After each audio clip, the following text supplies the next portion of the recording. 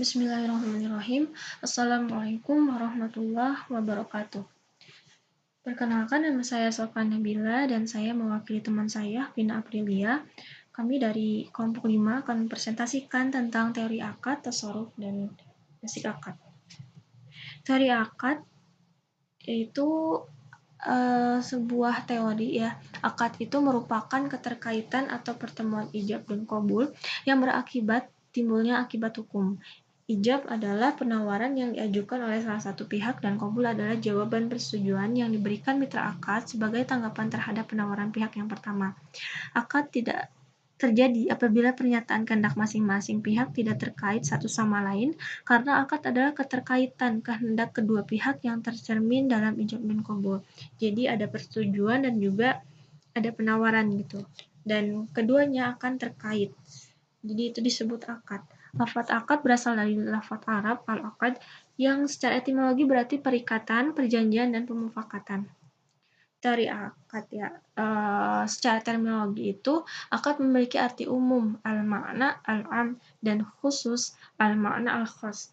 Adapun arti umum dari akad adalah segala sesuatu yang dikehendaki seseorang untuk dikerjakan, baik yang muncul dari kehendaknya sendiri seperti kehendak untuk wakaf, membebaskan hutang, talak, dan sumpah maupun yang membutuhkan kehendak dua pihak dalam melakukannya seperti jual beli, sewa, menyewa, perwakilan, dan gadai atau jaminan. Nah, ada substansi tasarruf. Tasarruf ini adalah setiap perilaku yang melahirkan hak dan kewajiban dengan landasan syara. Tasarruf terbagi menjadi dua jenis, yaitu tasarruf qauli berupa ucapan yang bersumber dari satu pihak yang melahirkan hak dan kewajiban seperti bai, ijarah, syirkah, wakaf, dan wasyah. Lalu yang kedua adalah tasarruf fi'al, yaitu perbuatan yang dilakukan secara sadar yang melahirkan akibat hukum seperti serah terima jual beli, wasaf, dan memanfaatkan hal-hal mubah. Nah, dalam akad ini kita juga harus memperhatikan karena jika tidak diperhatikan maka akan terjadi kerusakan akad ya. Nah, apa sih yang harus diperhatikan, yaitu ada rukun dan syarat. Rukun akad adalah unsur yang mutlak harus ada dalam suatu hal, peristiwa atau tindakan. Rukun menentukan sah dan tidaknya suatu perbuatan hukum tertentu. Suatu akad akan menjadi sah jika akad tersebut memenuhi rukun-rukun akad, sedangkan syarat akad adalah sesuatu yang kepadanya tergantung sesuatu yang lain, dan sesuatu itu keluar dari hakikat sesuatu yang lain itu. Syarat-syarat akad yang harus dipenuhi ada 4 macam, yaitu syarat terjadinya akad adalah sesuatu yang disyaratkan terwujudnya untuk menjadikan suatu akad dalam jatuhnya sah menurut syarat. Nah, ada hal yang dapat merusak akad. Yang pertama adalah keterpaksaan. Salah satu asas akad menurut hukum Islam adalah kerelaan ridho dari para pihak yang melakukan akad. Implementasi asas ini diwujudkan dalam bentuk ijab qabul yang merupakan unsur terpenting dalam akad. Jika sebuah akad dilakukan tanpa adanya kerelaan, berarti akad tersebut dibuat secara terpaksa.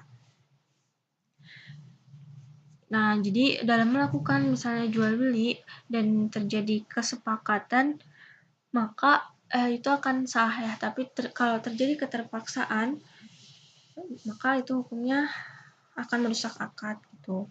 Terus yang kedua ada pemaksaan tidak sempurna, ikrah naqis, yaitu mengakibatkan rasa sakit yang ringan atau berupa pukulan yang ringan. Para ulama mensyaratkan bahwa pemaksaan yang berpengaruh pada akad adalah pemaksaan yang tidak disyariatkan, tidak dibenarkan secara hukum. Namun jika pemaksaan itu dikehendaki secara hukum, maka pemaksaan itu tidak berpengaruh. Jadi misalnya ada seorang pembeli dan seorang penjual. Terkadang penjual ini suka menawar harga yang berlebihan. Misalnya dari 1 kilo beras harganya 10.000 dia tawar menjadi 5.000. Nah, ini kan penjualnya akan merasa rugi ya, dan dia akan menolak gitu, maaf tidak bisa, tapi tetap kekeh si pembelinya ini, lalu si penjualnya mengalah dan terjadi pemaksaan. Nah, itu akan mengakibatkan rusaknya akad dan terjadinya keterpaksaan karena tidak ada keridhoan di antara keduanya, yang ridho hanya salah satunya. Lalu selanjutnya ada penipuan atau ketidakpastian pada objek akad tadlis, suatu upaya untuk menyembunyikan cacat pada objek akad dan menjelaskan dengan gambaran yang tidak sesuai dengan kenyataannya untuk menyesatkan pihak yang berakad dan berakibat merugikan salah satu pihak yang berakad tersebut. Upaya ini disebut juga dengan takwil, penipuan. Lalu Ketidakseimbangan objek akad disertai tipuan pengertian Goban di kalangan fuqaha adalah tidak terwujudnya keseimbangan antara objek akad dengan harganya, seperti harganya lebih rendah atau lebih tinggi dari harga yang sesungguhnya. Sedangkan takdir penipuan adalah menyebutkan keunggulan pada barang tetapi tidak sesuai dengan keadaan sebenarnya. Nah, jadi di sini ada dua kasus ya. Yang pertama penipuan. Jadi dia itu memanipulasi kalau misalnya dia menjual beras yang kualitasnya bagus, bahwa nanti hasilnya akan pulen, dan ternyata ketika dibuat itu berasnya banyak kutunya misalnya. Itu jadi penipuan. Seperti itu. Lalu tidak terwujudnya keseimbangan ya yang tadi, misalnya harga beras itu 1 kilonya maksimal mungkin bisa sekitar 13.000 ya, tapi dia jual 20.000 1 kilo. Nah, maka itu tidak terjadi keseimbangan harga dan itu akan merusak akad. Sekian dari kami. Wassalamualaikum warahmatullahi wabarakatuh.